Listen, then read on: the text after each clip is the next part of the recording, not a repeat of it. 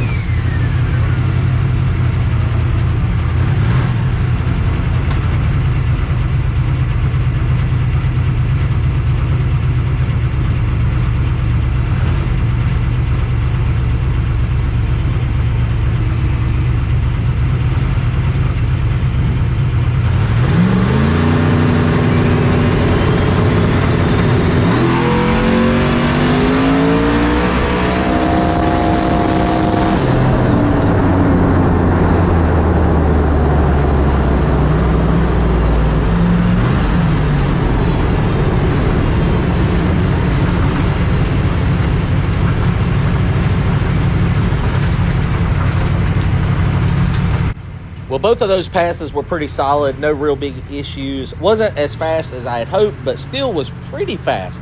Actually, you know, that might be personal best mile per hour and ET for this new motor. So overall, I guess it's probably not that bad of a deal. We're creeping up on it, got some work to do. You guys are going to find some interesting data on the vacuum pumps, on how it worked or did not work. In this case, stay tuned tomorrow. Thanks, guys. See y'all soon. Later.